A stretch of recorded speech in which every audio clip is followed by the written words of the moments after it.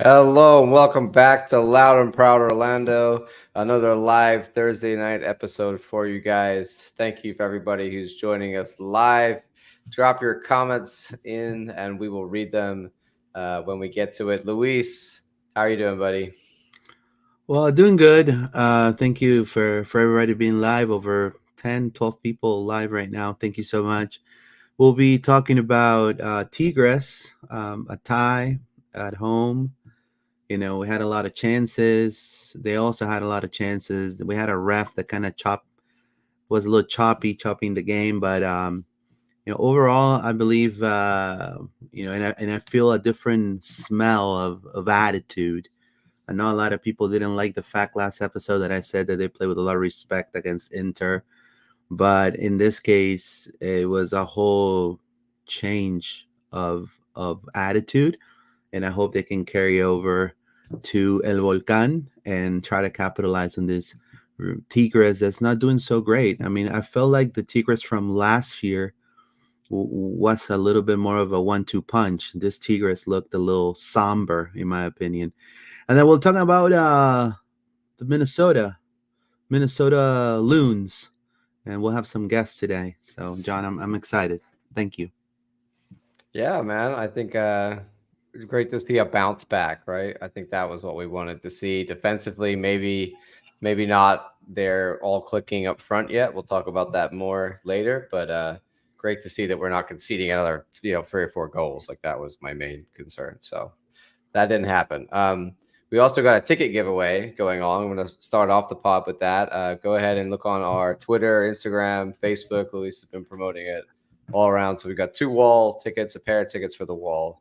Anybody who goes ahead and enters the competition has a chance to win. If you're a subscriber, subscribe. If not, follow us somewhere. We'll make sure and we'll get you those tickets. We're going to draw tomorrow afternoon, so Friday the 8th in the evening, afternoon sort of time. We'll draw it. So go ahead and apply. And that way you might get some wall tickets for Saturday, Minnesota. Alrighty. Let's talk about 0-0 Tigres or 0-0 or draw 0-0. What do you want to call it, Luis? In England, we say 0-0. A board No, no, draw. it's fine. Yeah. This one was I was expecting a sleepy game for a Tuesday 9 p.m. Right? It was hard to get motivated on a Tuesday night. I was like getting ready. I had dinner already. I was like on the couch. I was like, I got to get up and get going and wake myself up for Champions League. But that walkout music came on and the boys were coming out and the Champions League banners going and I was kind of hyped. There were some Tigres fans there. I really felt like this one, even for a Tuesday 9 o'clock, had some atmosphere. The wall really brought it. I think, Luis, for that time, they were loud. They were. You could take a great picture on LPO of the wall. So I was really impressed by them. What are your thoughts on the atmosphere on this one, Luis, and the just general vibe that we had? Well, definitely, 10,000 supporters. I think it was the actual draw number, 10,140 something supporters. It's great to see um, a lot of people, at least, putting things behind and still supporting the club. Obviously, that's what the sport's about. You got to get up and continue fighting. I do want to say that it was great to see the wall supporting, singing every single minute. I thought that they did a great job. Also, we were some Tigres was expecting more fandom. Actually, I was talking to some Tigres reporters that were at the press box on at the game, and they're like, "Hey, we're kind of disappointed that only a few people came." Because they expected, because of the Mexican population, they expect a little bit more people coming. Another thing that surprised, not only is the camaraderie the fans had, there were no, sometimes, when you have fans from other countries, things may get a little bit lost in translation. But no, everything was pretty easy, pretty safe. And actually, something that really struck me was there were supporters from other Mexican teams, Chivas, A America. lot of just Mexico jerseys I Yeah, they saw. were at the game at the Tigres section supporting Tigres, and I thought that was pretty incredible because these are teams that fight amongst each other, right? Like Tigres is gonna face America I like this Amex weekend, over us. right? Yeah, so that was pretty incredible. So other than that, I'm just proud of the reaction the team had. I want to say from starters that this was a game for them to vindicate themselves after what happened against Miami. And another thing is we predicted the lineup, right, John? Yeah, I mean, I was like, wait a minute. I double checked it. And I was like, hold on. I think we got it exactly bang on. So that was, I think, a first for us. I don't know the last time I picked it exactly right, or you or Paula. So that was great to see, and a nice little bonus for us, I guess. Smith over Santos at left back. Love that. I think he was the right option, especially with Quinones, just being quite aggressive down that right side, and everything else that he was doing. Um, I think overall the lineup is what we expected for the reasons we expected, right? Ladero in there because we think he needs the Champions League experience. Luis Muriel because we want to get him playtime, get him in the squad, get him clicking, and Smith over Santos. Outside of that, we expected all of those guys, and it was kind of wasn't really much of a question who was starting in those other positions. It was funny on the broadcast, Luis. They said 4-4-2. This is like the third time now that it's happened in Champions League. They just put us out as a 4-4-2. I don't think why they really understand. We're not playing 4-4-2. It's 4-2-3-1. Just FYI for the Champions League broadcast. The first half, Luis, let's get into it and kind of go goal by goal. But I also want to read some comments first. So let's jump into the comments as well. Sure, let's do some comments. Al Negron, better than last week, but often still absent. I went in Mexico jersey to support Lioness. He's a Mexico national team starter. That's great. Yep. Says Crazy Mush. I mean, if I wasn't an Orlando supporter, I'll support Tigres as a day one Cruz Azul fan. There you go, Crazy Mush. Thank you. This is Tigres about to play their hearts out. They lost the final against America. They're looking for something to make up for. That's right. And a lot of people are complaining about Quinones. I want to say We'll, hello we'll, to we'll my get good into pal. that. Yeah, I was talking to my good pal. She covers Tigres, Dulce. She's a TikToker, a Tigres TikToker. And I can't believe it. Ah, that's why you're posting her. You're friends with. Yeah, Okay, yeah, I was yeah, like, yeah. who is So this she's person that she's she's Luis is great. posting?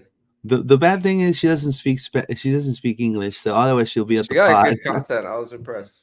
Yeah, this is Victor I had Sanchez. to Now the ask team Steph goes to to tell me what it was. Mexico. Victor Sanchez. Now the team goes to Mexico 0-0. Me llegó el chopping. There you go. Thank you, Tank. Appreciate it. Crazy Mush, little choppy. Bro was terrible. There you go. Yeah, I know, but you know what I meant. This is yo, is that John and Lewis? Then there you go. Yeah, that's us. That's right. It says Jesus first as always reporting for duty. There you go. Thank you, Stream Jesus. Appreciate it. All Love right. it, guys. So Thank you for your comments. The first half, Luis, the 6 minute, Muriel had a chance, a header.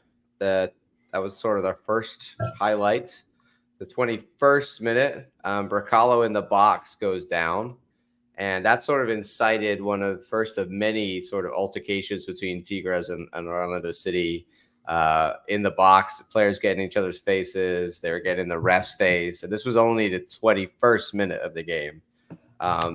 So from the replay, it kind of looks like Bracalo's, maybe doing something that Tigres would do, right? Trying to get a call in the box, but Tigres didn't like that. They were getting upset. They were getting in the face of the referee, so that kind of heated things up early on and made me feel like this was not going to be such a sleepy 9 p.m. game. Luis, what were your feelings overall on the ref and also the way he controlled the game and just the general sort of tension? I felt like there was a lot of tension in this one. yeah, I mean, it was a defensive battle between both teams from the jump. Tigres wanted to kind of, I think both teams were looking for redemption from bad performances. They were coming from a loss against Toluca. We were coming from being being clobbered by Miami. So, They both were gung ho to make this game work for them, and it was just a defensive battle from the jump. I do believe that the ref had a lot of bad calls, because he's inexperienced. He doesn't, these refs that the MLS have placed are not up to part. But then again, eh, I really, I asked many of the players. They were asked about the Well, this referee, is the and Champions League's ref, but I feel like they're worse than the MLS one yeah, and sometimes. they weren't. A lot of the players were like, he let the game kind of, a lot of the fouls weren't called. It was very uneven. And so it is what it is in the end. In the end, they both want to win. So I believe that it was just more of like a defensive battle. And to me, the most clearest in the first half was in the 45th minute when Muriel, you know, uh, did well in the move the inside onto his right foot and blasted a shot from the top of the box, and then Guzman kind of got a touch on, and then it deflected onto the left post. I think that one to me was one of the closest one, and then obviously the ref didn't see that the goalkeeper touched the I mean, ball, it right? was So definitely a right, corner. Like you can even so see it it quite was a clearly. corner for sure. So that And one to me that was was the like the closest one. end, Luis, of like a lot of frustrating calls from the half, right? That was at the 45. So we kind of had it with this ref. Obviously, the 25th, sorry, the 22nd minute, going back a little bit, the Angulo, there was a moment where Angulo, he had a shot and it got blocked, and then it landed to Duncan, and Duncan shot and he got saved, and it landed to Cesar and he missed. So that was pretty close chance. But then the 25th minute, Wilder was, I'm sorry, Luis, was one of my favorite moments when Wilder Cartagena kind of stepped across and stood on Quinones, and Quinones proceeded to fly through the air and do a series of dramatic rolls that I could only describe as Neymar esque. And that kind of excited the crowd, and that frustrated us because the ref gave Wilder a yellow. And yes, it could have been a yellow, but the dramatics from Quinones were just ridiculously over the top, like outrageously stupid. The man was rolling around, slapping his hand on the ground, and then proceeded to get up right after. So that was sort of another thing that the ref frustrated us. There was the Diego Lainez challenge then that happened. Remember on Facu, Luis, in the air, where Diego Lainez jumped and kind of took him out in the air a little bit, and Facu landed on his shoulder.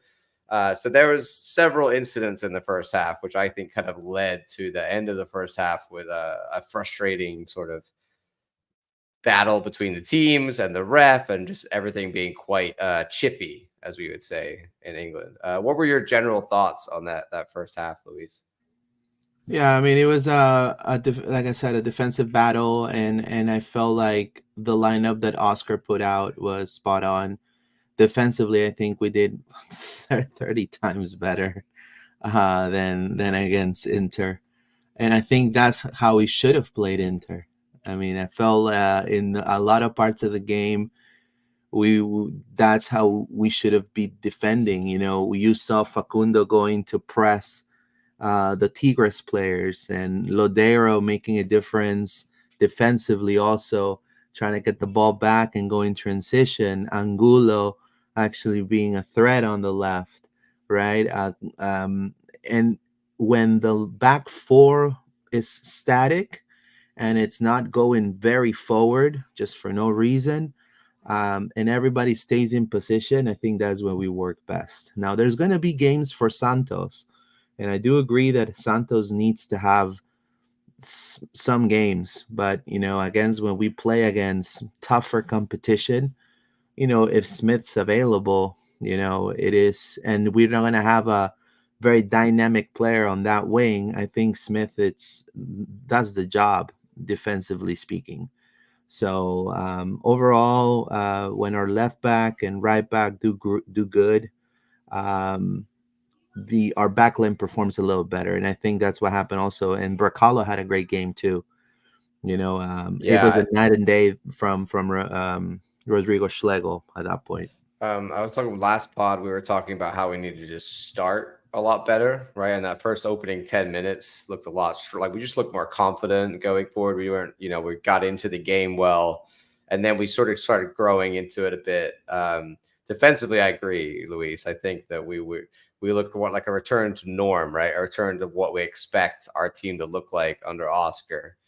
So that was great to see. Offensively, I think there's more to be done. Moving into the second half, the 48th minute, Diego Lainez had a chance and just narrowly sort of shot it wide. The 56th minute, Pedro makes a one-handed save, Luis, that made me nervous. Do you see that? The like bounce save thing? Ugh. Do you know what No, I'm yeah, talking yeah, about? and no, but he did had a great save for I Tigres' mean, it just best looked so chance. casual, but it made me worry because he like one hand bounced it on the ground. I was like, oh, Pedro. But hey, I'm a nervous guy around that kind of stuff. I should trust Pedro more. The 65th minute, Cesar had a great rundown on sort of the right side of the field, and he tries to put a ball across to Luis Muriel or Ramiro. It's hard to tell which one. Muriel seems to leave it for Ramiro, but Ramiro is already too far ahead, so the chance is kind of wasted. I think that sort of sums up attacking wise what we're looking at this early stage in the season, right, Luis? Do you feel like there's just maybe we're not quite connecting up front, we're just a bit disjointed? Is that the way you see it as well?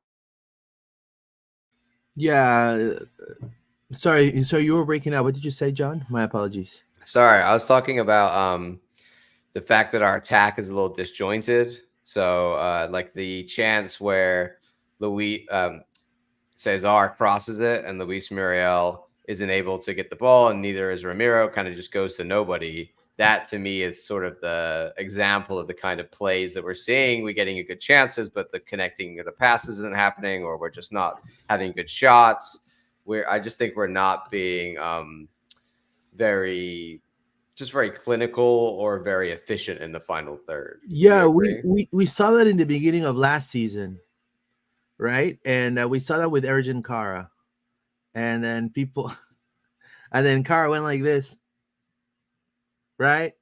Kara went like this, right? So, I feel that we overpass the ball too much on the attacking third. And eventually, when we are on those 1v1s, and Angulo does this all the time, and that's why Al Negron says that he has not been a threat. So, in my opinion, when Angulo is running on the left on the 1v1, he tends to win 9 out of 10. The problem is when he is faced with two players and they're trying to close in on him, everyone, and I've seen this on everyone in the attacking third, turns back and passes it back, right? And so they keep passing the ball back, and eventually, especially in the attacking third, I feel like there's a lot of overpassing, and like I don't know, I feel like they want to do like one of those fancy tiki taka style goals, and at some point you're gonna have to just shoot the ball, man. Like there was a couple of chances that Araujo had to shoot the ball, he just passed it back. Same with Facundo Torres trying to find his left foot, dude. Like try to, and then pass it back. So I think once, I mean, we're gonna have some games that all of that's gonna click, and we may win 4-0 with four beautiful goals with short passing and all that stuff. But in this long season, we need to definitely capitalize better. And we could have been up in the first half at least one or two goals. But again, this is a constant for the last two seasons for Orlando City.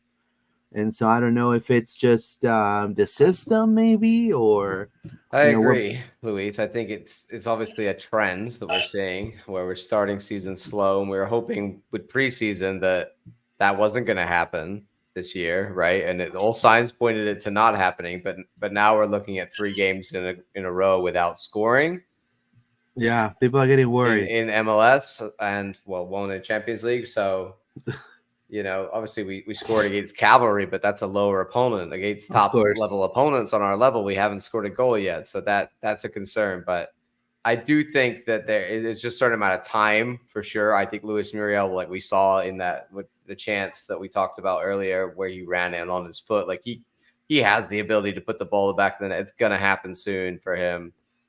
We just wait. Just how long is it before we really start getting going and really start clicking in the offense, right? How long before guys like Facu start banging them in and Muriel starts scoring again, and even Duncan, right? We can't rely on Enrique so much all the time like we are at the moment for goals. So I'm hoping that will come sooner rather than later. Last year, it took a while, and we obviously all got a bit frustrated. This year, I'm really hoping it kind of clicks a bit sooner. We'll see. So I do want to add before you switch gears here. We got to do better in the set piece too. I mean, we had 3 corners in the first half. We had 6 free kicks, right? Those are we got at least, like, if we score one of those, like I'll take that all day, right? And then in the end, we had um 5 corners the whole game. The final stats were 5 corners the whole game. We only had 3 shots on target, a total of 10 shots the whole game, right? 4 out of them off target. So I just think it's I mean, I wouldn't even say it was the opponent. The opponent allowed us to shoot. They gave us a lot of space.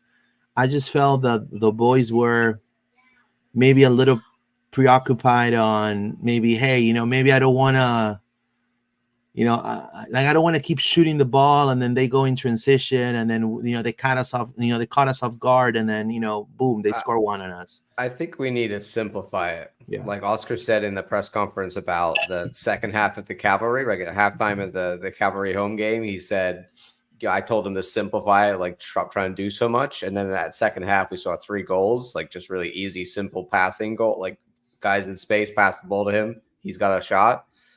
That's what we need to see. I agree with you that they're overcomplicating things. We're gonna quickly run through the rest of like the sort of highlight items and a few more points on this before we bring our guests in and talk about Montreal. So in the 69th minute, Pedro made a great save, Luis, and then Kyle Smith made a save with his face. He took one for the team.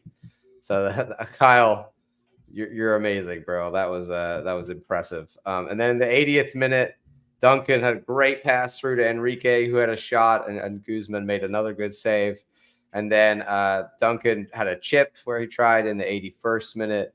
The 90th minute, Ojeda had a shot, and it just kind of went straight at Guzman. And then that was it for us. So we kind of had our last few chances, but it was all a bit kind of what I would call too little, too late, Luis.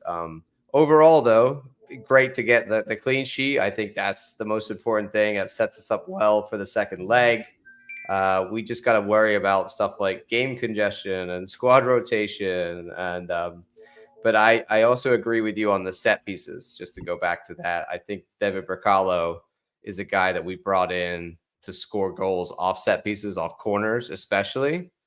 And I really hope that he starts to show that, and we use him. Like, we need to be a threat. We've got Ojeda who can put an incredible ball in. You've got David Bracalo who can leap and head it in for you. Let's use those two together, right? Even if whoever's on the field to put the ball in, Janssen should score more goals from headers and corners. I think overall we never use set pieces well in the last 2 or 3 years. It's a major sort of, I would say, minus on Oscar's report card, that we'd never been a threat from set pieces in the last few seasons. Would you agree?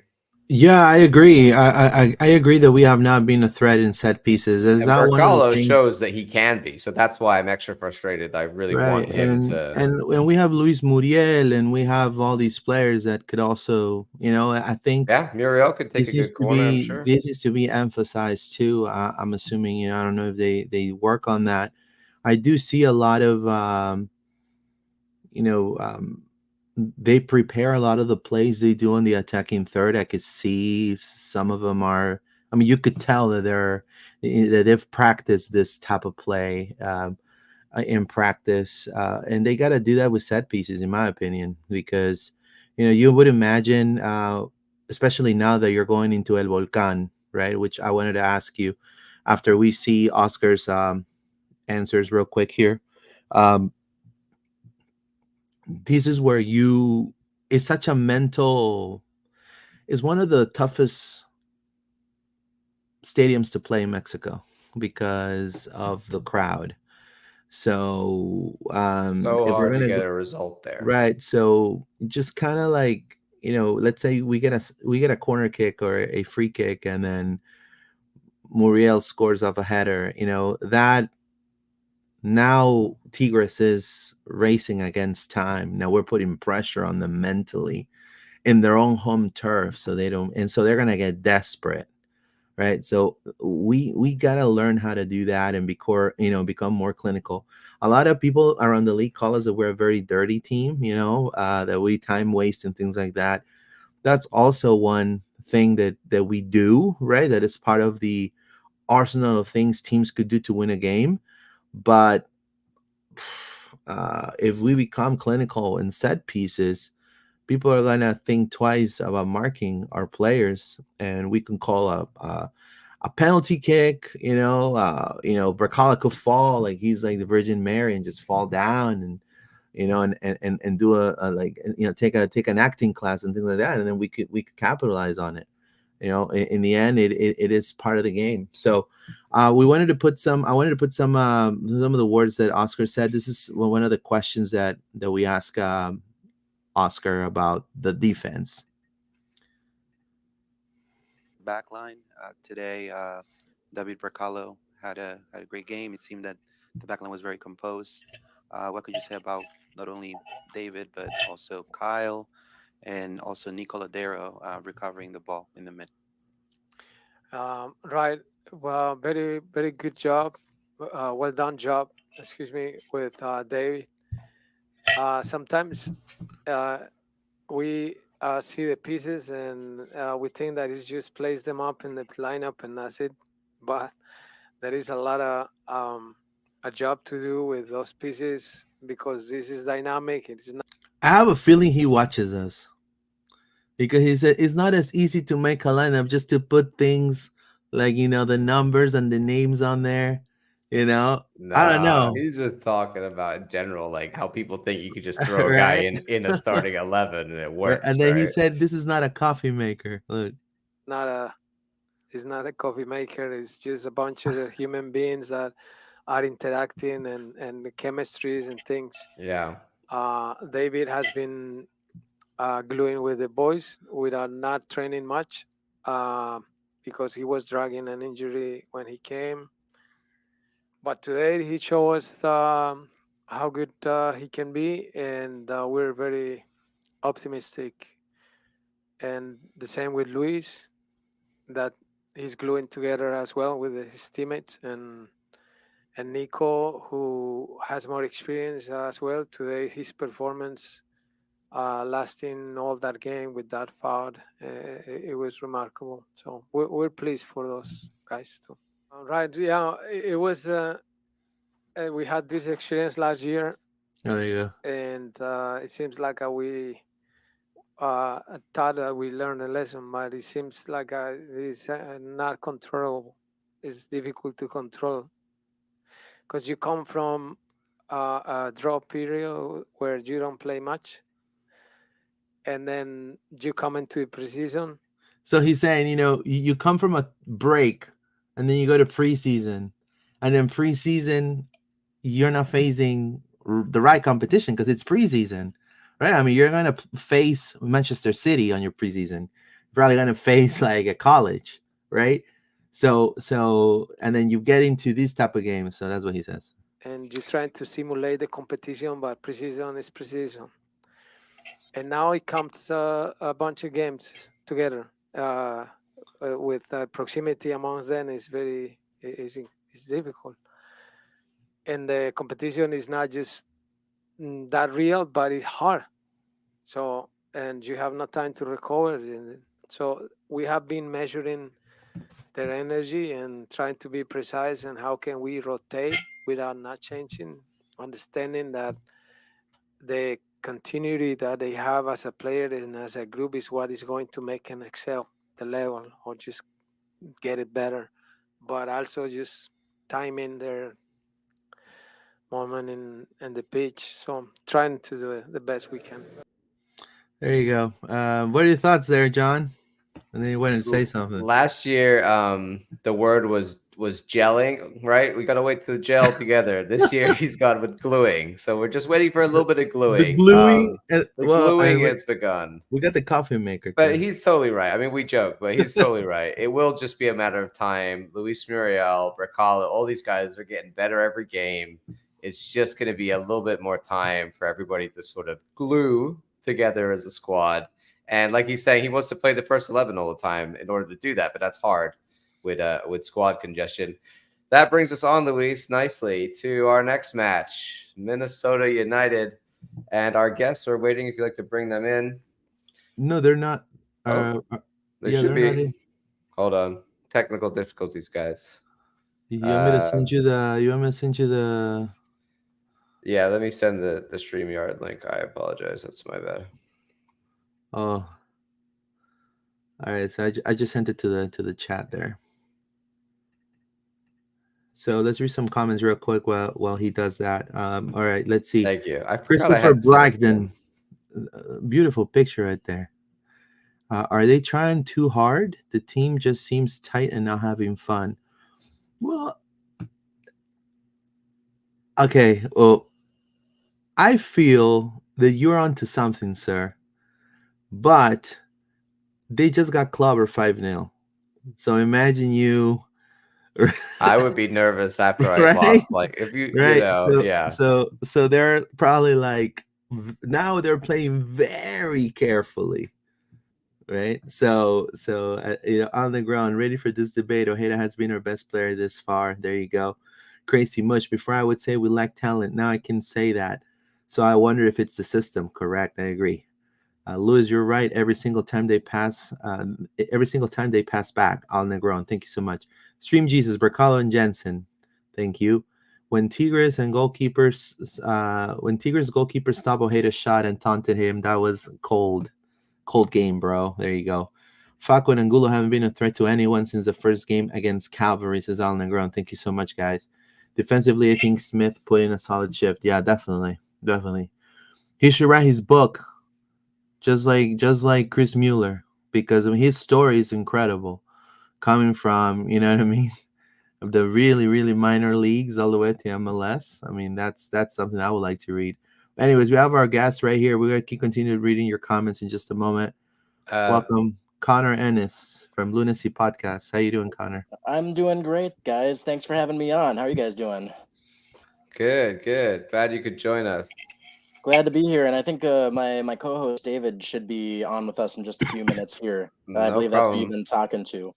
That's okay. We can wait a second. Luis, we got a comment there from Victor Sanchez. He's got a question for us. We can read that while we wait a second. This is just a question to Luis and John. Do you think Muriel and Duncan can play at the same time? Luis, you go. Well, yes. But you will need to learn to play in a 4-4-2 format. The CCC already thinks we do play a 4-4-2. So maybe... Are we ready to play in a 4-4-2? Very standard, you know. It's so anti-Oscar, you know. Right. It's not us. We don't do it. I don't know if that's gonna happen. Now, I think Duncan came and off the bench and tried a couple things. I felt that he was more present marking the Tigres players when he came in, being more defensively sound, trying to recoup the ball, but he didn't get a lot of chances. So I think he's a great player. I just feel like he's not as consistent, and obviously the season just started, but let's hope and see if that improves. But I think Muriel for now to me is the starter. He was the closest. I would say if we're chasing a game, maybe the two of them. Like if one's already on and you really want to go for it, you put the other one on, and we see some kind of I see Michael Rosa saying a 4-2-4, like a 4-4-2. I agree with him. Two winger, like we could do that, but also I think Duncan off the bench with his energy that he brings is sort of like you could say either way, right? Like sometimes it's better instead of playing both of them from the start, you have 60 minutes out of one of them, and then you get another 30 strong minutes out of the other.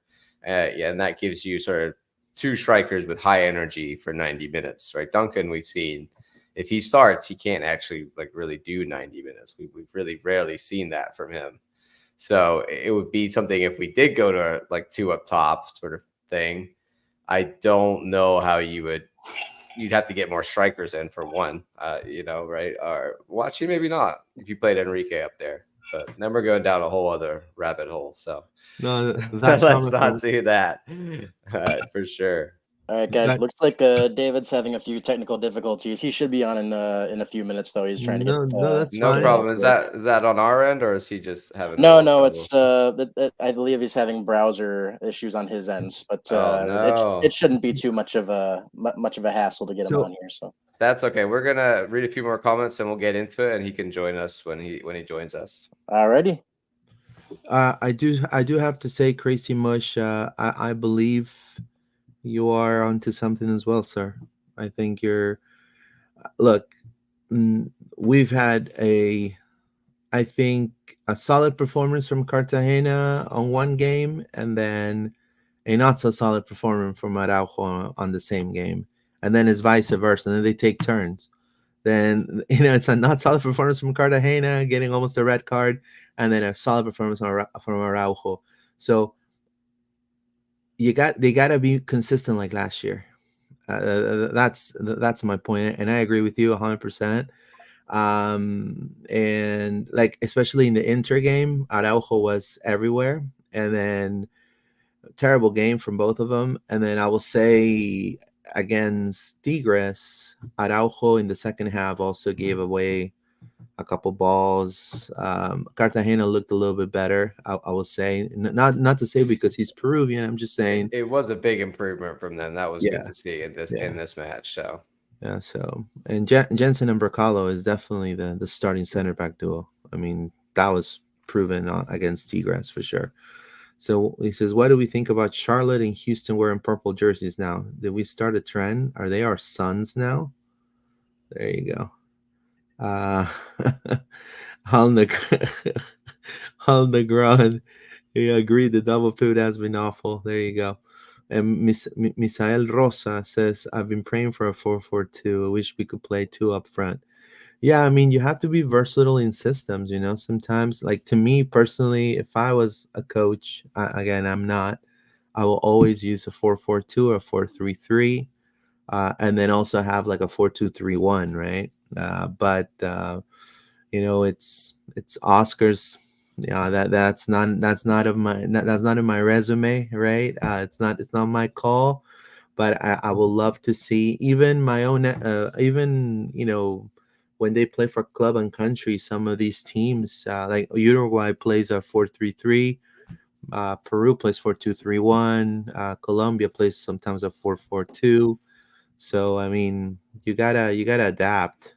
If you play too predictable, sometimes that's people already are onto you. A lot of people are gonna watch that Inter game.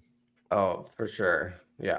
It's going to be interesting to see after Tigres, whether we, if we do knock them out and we say, hey, we lost 5-0 to Miami, but we knocked out Tigres. What does that mean, right? It's just a bit of both. So let's move on, Luis, to Minnesota. Yeah, we took to Minnesota, and talk with Connor. Hopefully his fellow podcaster will be able to join us soon. That would be great. But if not, we've got Connor here. 1 out of 2, we'll take it. Connor, how are you, buddy? I'm doing great. Thanks for having me on, guys. I'm glad to be here. Tell us a little bit about the Lunacy podcast. How long have you guys been doing it? And, how long have you been like a Minnesota United fan? Since the start, I'm assuming, right? You're an original? I have been a Minnesota United fan since about 2016 or so, when they were back in the NASL days. Wow, you're the original. That's amazing. That's great. That's awesome, dude. I actually forgot that they were at NASL. I feel awful. I forgot that you guys were. That's great. Yeah. I'm actually wearing their last NASL jersey right now, back from the 2016 season. But then, of course, the year after that, that's when they joined MLS. and I have been a season ticket holder since the beginning of the MLS season, the 2017 MLS season. But I am taking a break this year because my wife and I are expecting our second child. So we Oh, are. congratulations. Thank you. And we're still very much fans of Minnesota, though. Don't get me wrong. That's But great. but Lunacy podcast. So it was started by I believe it was Tony and David, who should be on with us a little bit here. Um, I believe it was a little just a spur of the moment conversation that they just wanted to start a podcast about Minnesota, and it ended up turning into what is now, I believe, 202 episodes. So it started with Tony and David, and I think Dave joined a few episodes in, and then me about That just before the pandemic, I would say, is when I joined in. But we talk about Minnesota United, and we talk Minnesota craft beers as well. oh, that's cool. You Amazing. do some craft Yeah. beer stuff. Very We cool. do, yeah. In fact, I'm drinking one right now. It's the Main Squeeze Blonde Ale from Prize Brewing right here in Minneapolis.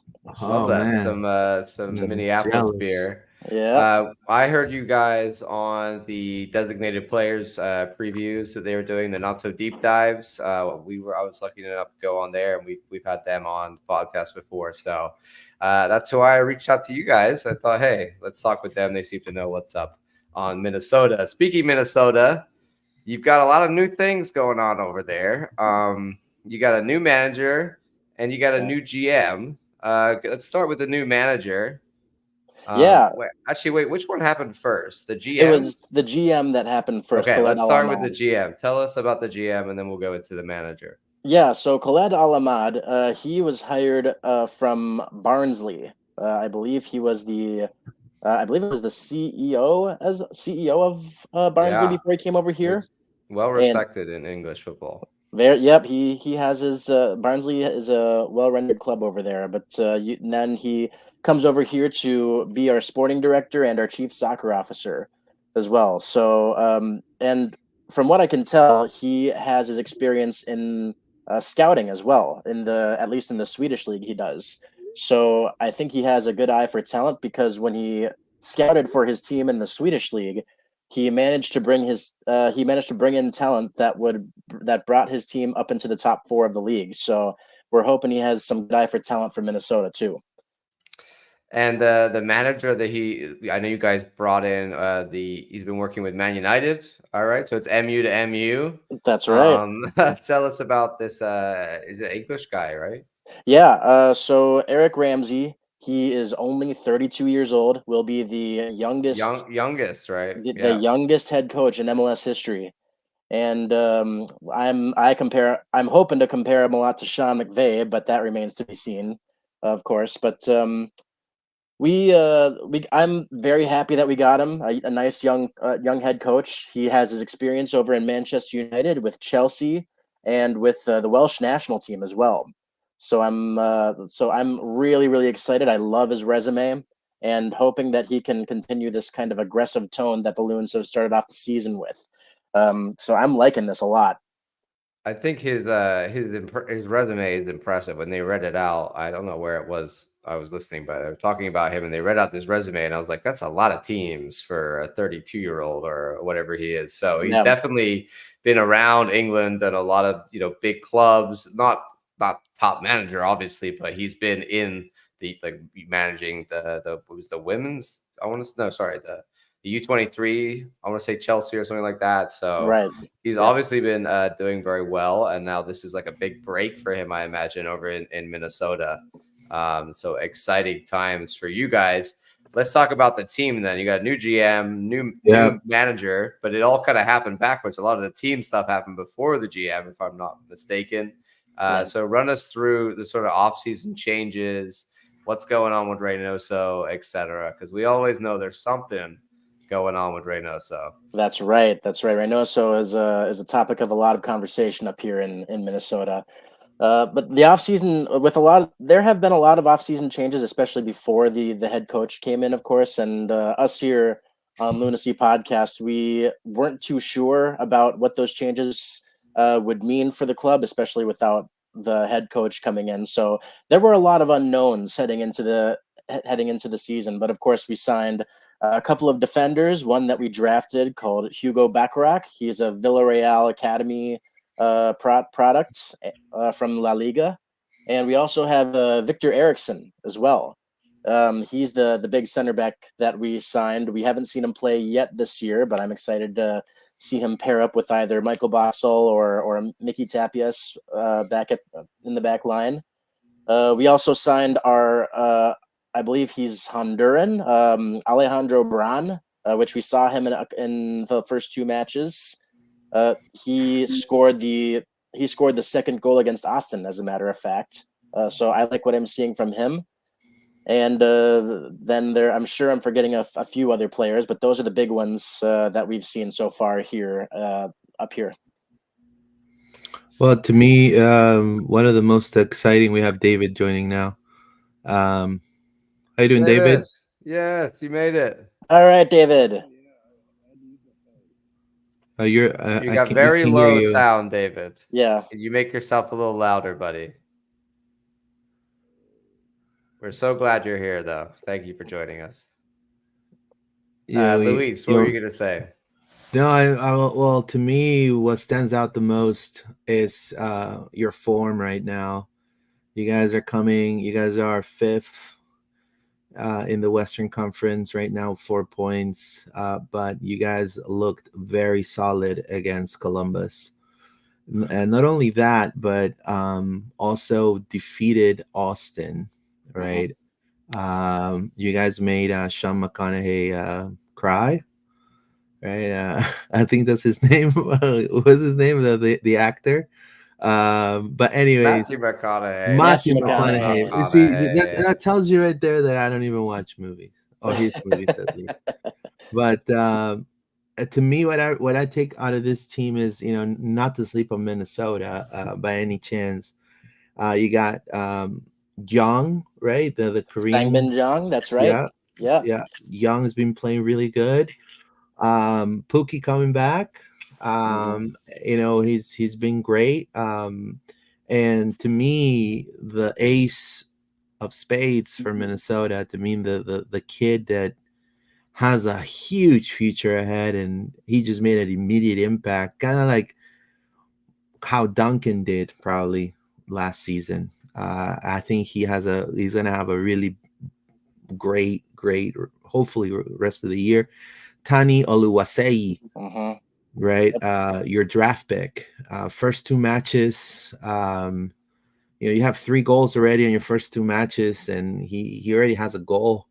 So I think, to me, that's going to be, how is he going to start? He hasn't had a full go, but definitely stopping him is going to be it's going to be tough. We got to be our backline super tight and compact. And I will have to say, and I will add, Pedro Gales ain't going to be the only one that's going to save us. When if Minnesota turns in, I think our double pivot needs to work. Orlando's double pivot needs to work. Otherwise, we're going to have another game in our hands, John. I think it's going to be a tough lineup for sure, and a tough matchup. Can you bring up the Minnesota lineup from the Crew game for us? That would be great, and we'll kind of look through that so everybody can see what we're working with. David, are you there? Can you join us? Can we hear you? Yeah, can you hear me? Yeah, Oh, yeah, perfect. We can hear you, David. Much better. Awesome. Yeah, there we go. Great. Great. David, give us you're here, so give us your thoughts on the lineup you guys had against Crew and sort of that whole game. I think 1-1. What a result against the reigning champs. I think you guys did a really good game there to pull that one back. Yeah, I was a bit concerned with all the injuries that we had.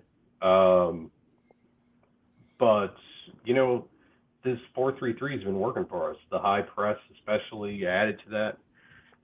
They've been putting up a good effort. Sang Bin, I think, has been a welcome, maybe even a bit of a surprise for me. Rosales has held up that left left back spot really well when he's really kind of a talisman on that left side. I think he's technically a winger, but yet he's played that entire side, so he's done really well there. Um, Will Trapp has held up very well in the middle. Um, I yeah, I mean, I just think that lineup against Columbus did everything it needed to. The only person that's not really performing right now is Pookie, and I guess that's okay. I mean, it's not like Timo Pukki not to be, I watched him for years at the championship, just, do really. I feel like he can turn it on and come alive Correct. for you guys. I Yeah. think that will happen at some point. You Yeah. just got to keep feeding the ball and keep giving him chances, and when Right. that does happen, he should be really good. Well, you would hope that when Timu Puki does finally turn it on, we'll see a little run from him like we did in the Are latter you half of worried last about season. this, guys? I've always been worried about it. I was actually against the transfer altogether. Do you think it's age? Is that why? Because I mean, obviously the guy's scoring record is really impressive. So it's yeah, not like he doesn't know how to score goals. yeah. For me, I think it's age. I think it's his production has slowly fallen off over the last couple years. He seems to be better when he's the main guy. Um, I think it's hard to say because obviously he did very well championship. They go to the Premier League. He still did well, but not as well. They went back to the championship. He did phenomenal again, and they went back to the Premier League, and he did okay. The definition of a great championship player, but not good enough for the Premier League, for sure. Yeah, I think the thing that concerned me the most was one, his age, two, whether or not he can translate into MLS. So many Europeans have a hard time doing that. And I think so far, I mean, at the end of the season, I think he was maybe proving me a little wrong. Now the first two matches, it's kind of what I expected. I guess we'll see how things go. I'm always going to be concerned about signing an aging European. I mean, from our perspective, our 32-year-old Scandinavians awesome. So we've had luck with some Scandinavian guys, but I definitely see what you're saying. Like if he's dropped off in form, is there a question mark? Is that going to come back? Is he going to be the guy that you need him to be? Because obviously, right. He's your focal point at the top of the field. I can't say his name correctly. Can you guys say it for me? SB Jong? Sangbin Jong. Sangbin Jong. Yeah. Love the look of him. I think he is, definitely a massive talent in this league. I think that he's going to blow up, and you guys probably be one of your best players this year, from what I can tell. Would you agree with that? Yeah, totally. I think that Sangbin he's been great this year. He's been aggressive. He's been pressing the whole time. He has not really made any mistakes other than maybe a few bad passes here and there. But I think he's been great. He's been our unsung hero of the year so far. It's only been 2 games, but definitely someone to watch throughout the rest of the season. Yeah, I think. Sorry, David. I think his response to how he started off with Minnesota last year has been very good because he was kind of lackluster. He had some poor passing last year, didn't really make a huge impact. He started the season with an opportunity to make a difference. And the first match against Austin, his passing was pretty shaky, but he seems to have corrected that last week.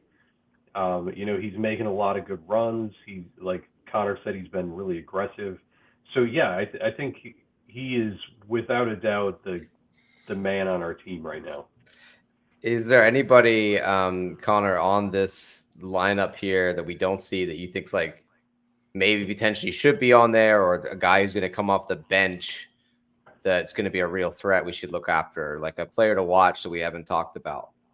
On this particular lineup, or that's not on this Yeah, lineup? or in this lineup, or just in your Or squad, coming off the or bench. somebody we got to watch out for that we haven't talked about. Well, as Um, David said before, we came into this match with a few injuries. Like we were without Robin Lod, we were without Franco Fragapane, we were without Bangi Longwane, and we were also without, of course, Emmanuel Reynoso. All of those were. MIA, right? Still, Yep. Well, no, he's around. He's not MIA anymore. He's around, but he's reported for duty, but not ready to play. exactly. Okay. But I think the guy that you want to watch out for when he does come in is going to be Bangi Longwane. He is uh really up on the up and up over the past couple years, and I think that you'll see a little bit more speed from him this year when he comes back. I believe that David, correct me if I'm wrong. He's supposed to be back this week. he's available this week. Whether or not, I don't know if he'd actually start since he has no competitive minutes this season. Yeah. But, yeah. Yeah, you've got Robin Lod, who's got that Finnish hookup with Timu Pukki, and the one guy that I think I want to see more than anybody that gets some minutes is Victor Eriksson.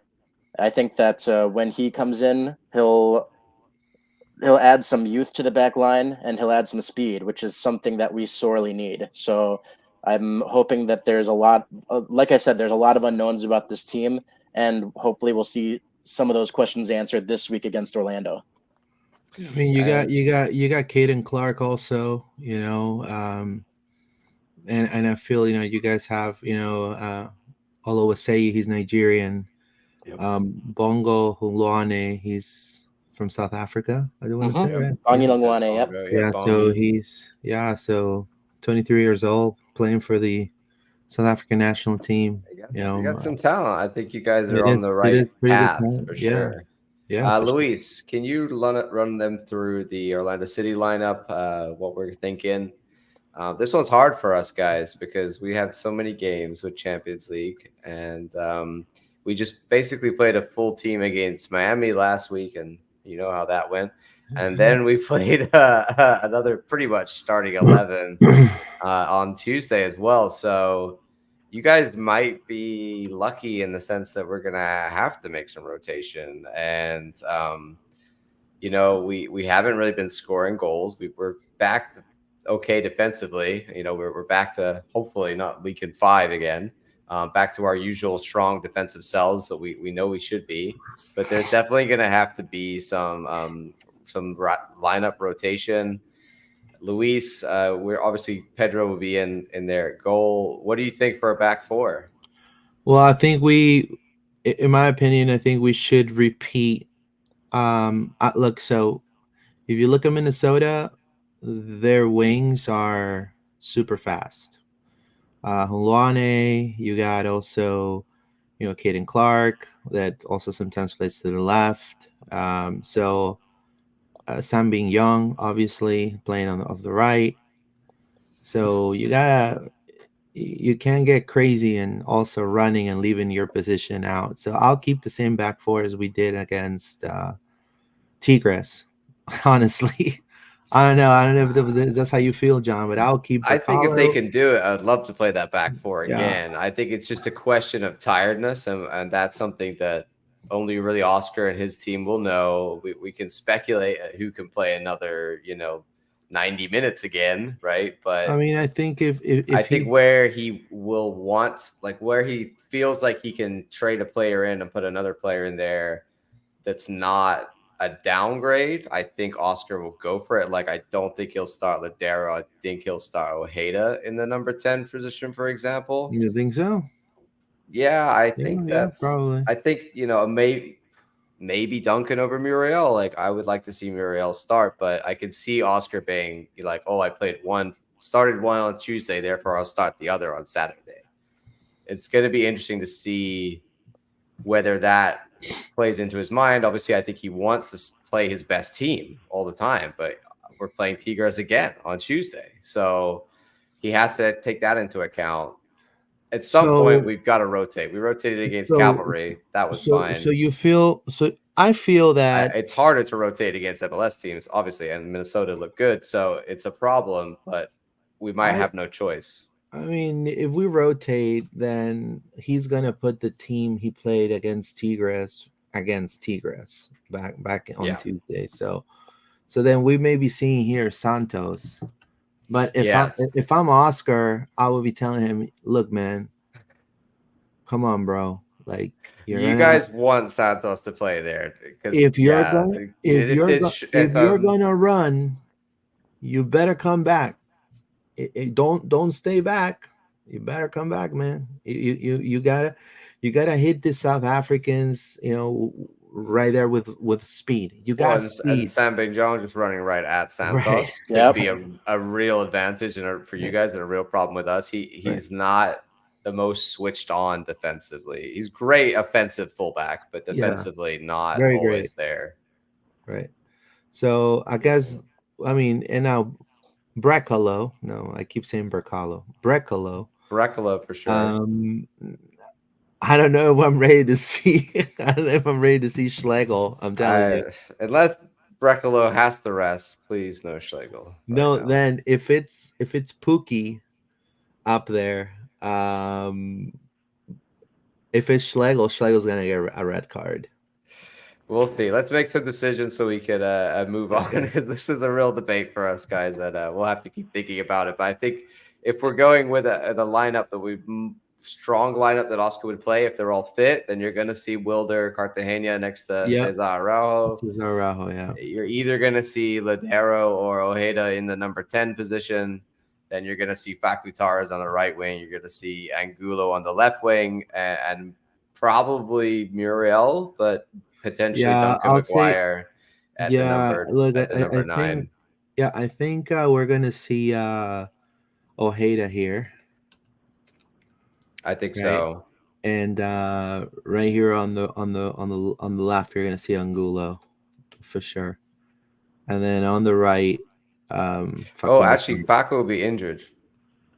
He is picking that. He got an injury on Tigres. He got a shoulder. I don't know if he's going to be back. If he's not back, Ojeda on the right, Then Ladero in the center. I think we should go for that. I think that's what it will be. yeah, then we do that then. Yeah. If Facu Facu's if probably still look carrying a nickel. if Facu's not there, I think offensively I don't know if we lose a lot now, but obviously is our DP.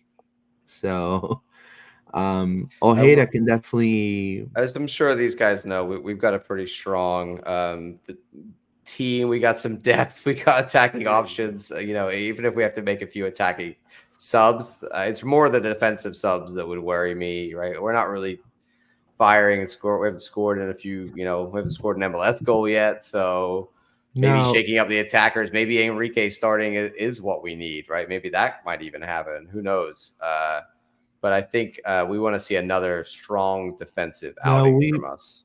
it would be good to see because he's always coming. If you think about it, and I will read the comments here from Misael as well. I think this is great. I think he's saying maybe to put Ramiro from the start for Angulo. I think that could happen. Angulo, I think if you play Santos, though, Angulo you need to help Santos. Right. If you play right. Smith, you could get away with playing Enrique. Right. So I guess we'll keep it this way. Now, I feel, and this is just my opinion, I don't know if John agrees or you guys also could chime in, but I feel when it comes to Orlando and the forward position, I think Oscar's going to save Muriel for Tigres. And I have a feeling he probably have some minutes in the second half, but against Boxall, against he's from the Australian national team, right? New Zealand. New Zealand, right? Zealand. New Zealand, Yeah. right? New Zealand. Similar flag. My apologies. And I have a feeling that Duncan, he's going to be bothered by Boxall, but he's younger and he's more used to kind of like the wear and tread of the game playing with Orlando. So I have a feeling maybe we may see Duncan as a starter because he already has Ojeda that can also maybe join him as a second striker here and there if he wants. Hey, David, who would you rather us play? Like, would you rather face Muriel or Duncan McGuire? from a Minnesota perspective, I Yeah. I would rather see Duncan. I think for our back four, our center backs. Okay, Boxel is a good center back, but he's slow.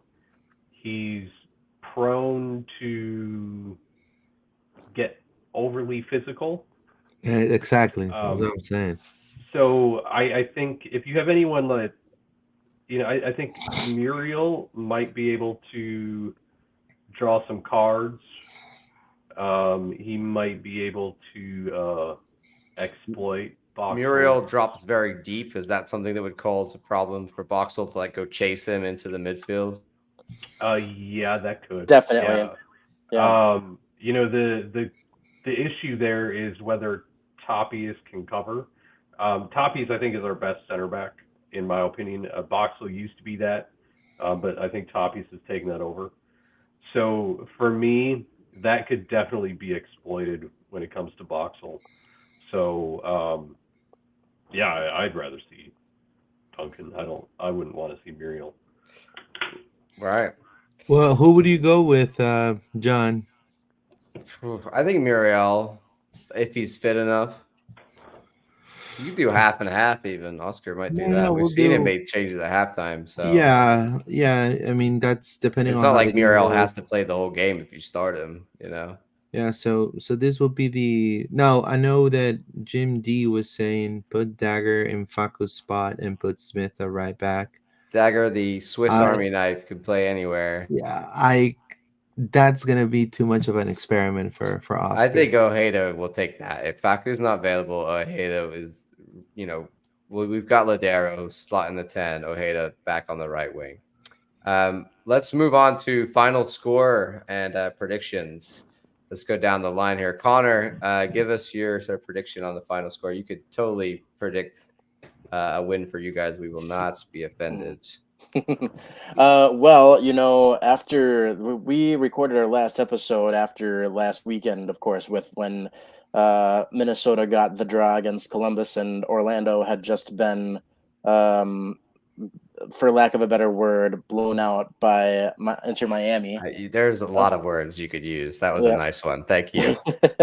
But after Orlando, after the Orlando and Miami match, Orlando then takes on Tigres and holds them to a scoreless draw. So there's obviously some ups and downs with Orlando, just like there are against Minnesota.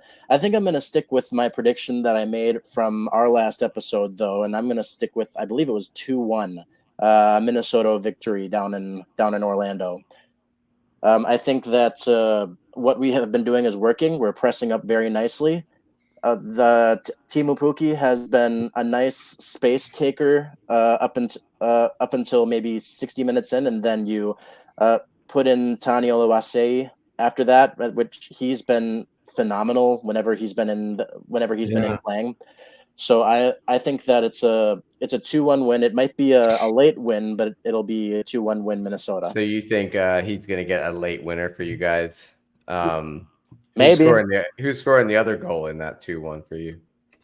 Ooh, you know who I can tell you who I would like to see is it's been a while since we've seen Hassani Dotson shoot from range. So Okay. I think it'd be nice to see a bangers only Hassani Dotson special. Is he that guy? He only scores bangers. Yeah. Yes, pretty much. Okay. Yeah, he's he That's doesn't That's score a lot. Enrique for us. He So doesn't- watch out for Enrique. Yeah, he doesn't score a lot, but when he does, they're beautiful. That's for sure. David, give us your score prediction and who's scoring those goals. So similarly to Connor, I had chosen the 2-1 Minnesota win. However, that was before your good showing against Tigres. I hate to be boring and stay with Connor. As Connor knows, I'm a very realistic and almost pessimistic person. So to even pick an away win is a bit positive for me. But I think I'll stick with that. I think Minnesota can come out, do 2-1. You guys, are going to be tired or have to be tired. I can't imagine how you're not. So I think our pressing can take advantage of that. We've managed to pull that off and use it to our advantage in a defensive stance as well, and it's just helped. And we've really built something off, or starting to build something off of that. And with Bongi coming back and adding some more pace to the attack, I just feel like things are in motion for Minnesota. So for me, I do believe it'll be a 2-1 Minnesota. And who's getting those goals? Um, I don't think it's going to be as late of a second goal. If anything, I almost feel like we might potentially get that second goal somewhere early in the second half and have to hold off. I think if I had to guess, I'll say Pookie's going to open his account for the season, and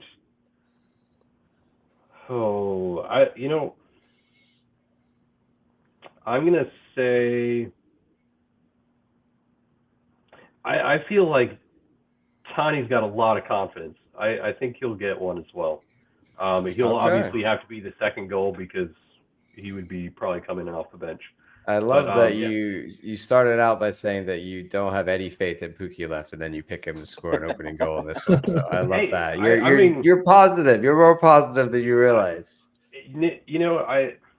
I've been critical of Pookie since he showed up. Even when he was scoring goals last season, I was critical of him. But I have to admit, he's our forward, and he's good. I mean, he's obviously got quality. So I expect that he'll contribute. Yeah. Luis, your score prediction, buddy. All right. So one thing though, we haven't scored a goal so far in the MLS season. We have also not scored in the last two matches, and I do have to say this is very similar to last season. Obviously, we have to understand. Luis Muriel, Nico Lodero, David Brecalo, and some of the new young kids on the squad, totally understand, there's that time of, and I think we mentioned in the beginning of the pod, time to gel and get to know each other. But, we have a DP like Facu Torres, we have Ivan Angulo, and also Duncan is coming back from that Blackpool stint. No, it's not Blackpool. Blackburn. All close enough. But they already need to create something, right? They need to score. They need to play a little forward and not pass the ball back. So also Luis Muriel, right? So I would say it's going to be a 2-0 win, Orlando. I think I would like to see and be positive and think that our double pivot is going to work for this game, and that Muriel will have a brace in this game. Yeah. I'm gonna go positive with you as well. I think that even despite the rotation, I do still think we have a squad, kind of very deep and strong squad. So I think he will rotate a little bit, but it won't hinder us too much. Only in the places that I feel like he wants to. Like, I don't think we're putting anybody out who's super weak for the sake of it, if that makes sense. So I feel probably a 2-1 the other way to us. And I'm hoping, like you said, Luis, that Muriel, like the last game, it really looked like he was getting closer to that opening goal. Just like Pookie, right? We're waiting for our number 9 to start scoring goals. So we're hopeful, too, that maybe this is his one. But so far, 0 goals. So it could also go the other way, and we could see a continuation of that. And if that happens, then I see you guys winning, because I think you will get one. I think you guys have got enough about you to at least score 1 goal against us on the counter with some pace, or just if we open up the game and late on, like I can see that for sure. So we've got to score 1 as well, and I'm hoping that we'll come out with a couple goals, probably 1 for Muriel, and then I'm going to go Ojeda. I think Ojeda is due, especially if he's playing that right wing. Luis cutting in on his left foot. He likes to shoot from there. So That's my two. We are running very late, but we're going to talk a little bit more with these guys because we have to talk about Adrian Heath, someone that I personally knew for many years, and is just a great guy, but also somebody that has been around in MLS for a long time and USL, and obviously left us and went directly to manage you guys. You can say whatever you want. If you don't like Adrian, that's fine. I'm not going to be personally offended. I just happened to work with him for many years, so I know him personally. And I want to hear, Connor, your thoughts first on Adrian and his time with the club. Well, first off, Adrian Heath. For us Minnesota fans on Twitter, there's been a hashtag going around since the very beginning, and that is Heath out by those critical fans. Oh, and okay. That was going on from the very Poor beginning, Adrian. but not from me or David from the beginning. I don't think, because he came in with his 3-year plan, which I thought was great. And he in his 3rd year, we make the playoffs, and then of course he brings us to the Western Conference Final afterwards. I thought that he definitely did things his own way. He owned his coaching strategy, but unfortunately, in his latter years of his Minnesota career, that got to be a little bit old, and it got to be a little bit how do I say that? There were, how do we put it, David? There were too many dog houses, I think. He's an old school English manager, and He you is. can't teach an old school English manager new tricks. I mean, that's so true. And he definitely he brought good things to Minnesota, but when he was let go, it was time for sure, because his strategy wasn't working anymore. He wasn't playing any of our youth. He was just kind of sticking with the players that he liked. And so I thought it was right to let him go. And but it was kind of a roller coaster ride with Adrian Heath, because you saw very good things come from his coaching style, but it didn't end very well, I don't think. David, how will he be remembered by Minnesota fans? Like his time overall, do you think it's it's an up or a down vote for poor Adrian? Oh God.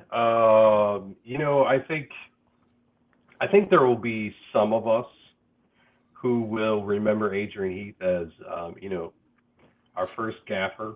I think we'll remember him doing some good things, honestly. I mean, we got all the way to the Western Conference Final. We got all the way to the U.S. Open Cup Final. We made the playoffs, 3 years in a row? 4 years in a row, yep.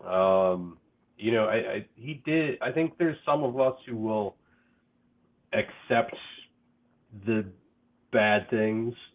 We'll take the good, take the bad, and remember the good things that he played. I thought he was good when he needed to be. His time just ran out, and so there's going to be a number of them who are going to say good riddance and never want to discuss him again. He made some bad decisions, like letting Christian Ramirez go. That was huge, and that I don't think people will ever forgive him for. So there's definitely a camp, as Connor alluded to, that are glad he's gone. Will never want to speak his name again. It's pretty much a Voldemort situation. But I think the rational fans, like myself, and I think Connor falls into that category, we grasp that he did some good things. He of course made mistakes. He's human. They gave out these gaffer gnomes. It was a garden gnome that looks like Adrian Heath. That's great. I want one of those. Yeah, I have mine, and I even asked the guys what I should do with it. And oh my God, send it to me. I'll put it up here. I'll put Gaffa Adrian Heath up behind me. Send it to John. That's awesome. Yeah, I mean, I'll hang on to it because, yeah. yeah. We probably have a similar remembrance like of him in our MLS time, right? Like Mm. our USL history with him was incredible, and he was an amazing coach for us, and his record in USL in 4 years was outstanding. But it's sort of, I think partly he got a little screwed by us because the squad that we started out in 2015 was Yeah, he was bad. Like it bad. was Kaká and no one basically most of the time. So he kind of got a bad end of the stick, and then we didn't really ever get a good enough squad perhaps to see what Adrian could do. And he went to you guys, and I was always really hopeful, but I think you're right. I think he reached a limit, right, with Adrian of what he could do in this league. And I think that it kind of spoke, I think, a lot that nobody picked him up, right? You know, In this I think offseason. I think what was unfair on Orlando's part though is that I don't think they gave Adrian Heath too much of a chance. You know, he needed a few In years to get in, MLS, I and agree. yeah, I for sure. agree. Yeah. He could have used another year or so to get the squad used to it, and you saw it with Minnesota. He had his 3-year plan, and he brought us to the playoffs 4 years in a row. So his plan works to get to the postseason after a couple of years, but Orlando just kind of cut bait with him too soon, I think, and then also, but I'm gonna name drop here. I also lost Kevin Molino as a result too. So, Kevin Molino. yeah. Another Hot boy. USL legend. Isn't We just watched crazy, Kevin right? Molino win trophies with other teams after he left Exactly. us. It's so upsetting. So upsetting. It's kind of like the Shaq effect, It's like for the Orlando There's Magic. Kevin Molino Exactly the lifting the same MLS thing. Cup with the crew again. Oh my They god. leave Orlando and then they win MLS Cups with a crew and all that stuff. Jesus Christ. Yeah, or they're all commentators now. So look out for that. Guys, this is a quick wild card question. Do you have any questions for us about Orlando City or any other random questions? David, you go first. You don't have to. If you're like, I got nothing, that's okay. I saw this and I was like, man, I got to think of a question. We had someone ask us about food. Like, it doesn't have to be anything. Even Orlando City is a crazy part of the pod. Here's one. If you could have either as a shirt sponsor, would you rather have Universal Studios or Disney World? Oh, Universal Studios for me, for sure. I have Disney. Luis, we already get called the Mickey Mouse Club Well, enough. We put it on our jersey. Because then you could do what Barcelona does with Spotify. I mean, it would be either one would be massive to have on the jersey. You could have the Mandalorian.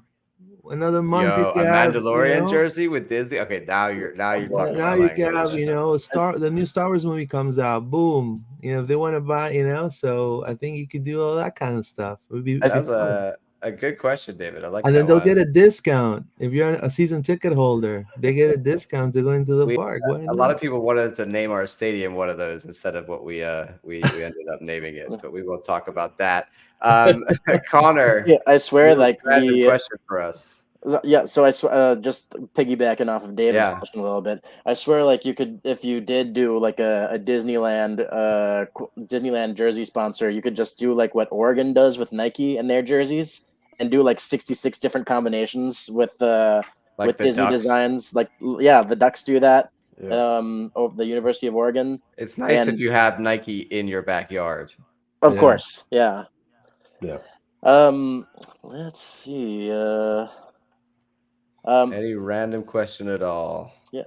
Were you guys heartbroken, or was it the right time for Nani to leave Orlando? Luis, you go. To me, he should have not left. To me, I think we had, and not only that, there was a chance that he could have come back last season too. He was training in Orlando here, and I will say, and I'm not supposed to say it, but sources say, that he was training here and he was expecting maybe for the club to make a move. That move did not happen. It was more of like a tactical decision. And, in a way, he ended up going to, I think, Australia, and now he's in a different country too. I think he's in Turkey or something. But Orlando did great in a way last season, second in the in behind right behind Cincinnati. So, but I think we could have. I mean, we still miss a leader like Nani on the We pitch. definitely missed someone just to win Um, us a game off his own back right, like that he right, could do for us. right. But he was 34, and I think we could have him at the For cheap, time. Right, he was DP, so it's like we managed to buy down Mauricio Pereira and keep him for another year, but not as a DP. If we'd have been able to do something like that with Nani, then definitely I would have kept him around. But he sort of opened the door for Faku, and it was sort of the a time for us to go in a new direction with the team and a rebuild anyway. But for a while there, he was our guy and brought us a lot of entertainment. So we love Nani here for sure. All right, guys, go ahead and promote your podcast. Tell everybody where they can find you, whichever one wants to do it. David, go for it.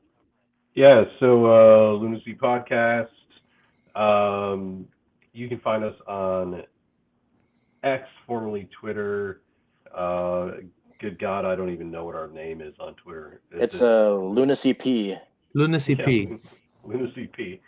We are on Facebook, but I wouldn't recommend going there. We don't really update it at all. We are You're, quite you're prominent X on people. Twitter. You're X people. Right. Yeah, we are pretty much X. So And where can you they find the podcast? anywhere that podcasts are found, Apple, Spotify, iHeartRadio. SoundCloud. I think those are the only ones I know.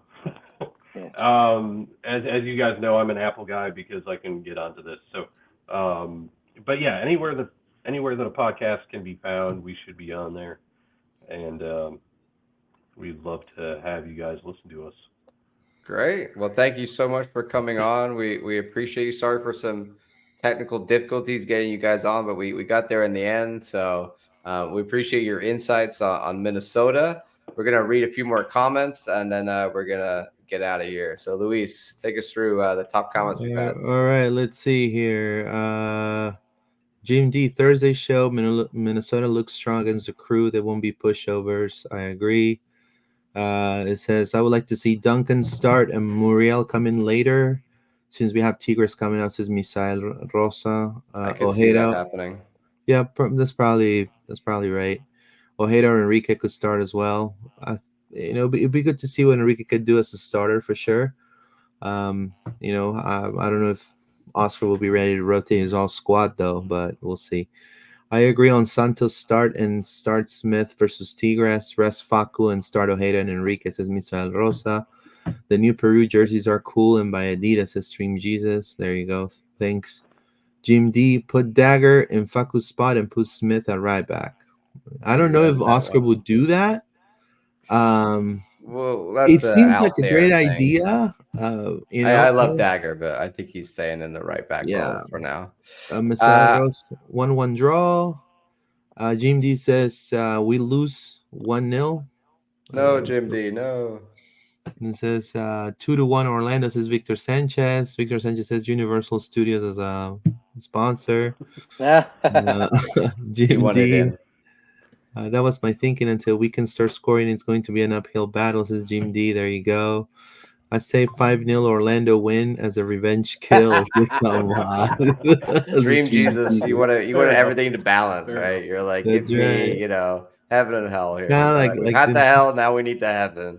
Wow. Love I'll that. tell you, if there is one team it'll happen against, it's Minnesota, because Minnesota have a reputation for being snake bitten and being trapped by games that they should win but definitely lose. Well, we'll see, because we can turn up either the team that was against Miami or the team that turned up against Tigres. We don't know, so we'll have to see which Orlando City turns up and which Minnesota turns up, and then maybe we'll know what kind of game we're going to get here. Thank you to everybody who joined us live and dropped comments. We're about almost 800 subscribers on YouTube now, so go ahead and subscribe if you're not already. Hit that notification bell so you don't miss any of our videos. We've got lots of content coming out soon. Thanks to anybody who's listening. If you're listening on Apple or Spotify later, drop us a follow. You can follow LPO on LPO_pod Podcast on Twitter or X, on Instagram as at LPO_podcast, on TikTok as at LPO_podcast, and on Facebook, we're Loud and Proud Orlando. And you can find me as John Rollins OCSC on X. Luis, where can they find you? Add Pineda_ORL. So you can find me on X there too. And Paulo, who isn't here, runs a Spanish podcast everybody knows about, Tierra de Esquina.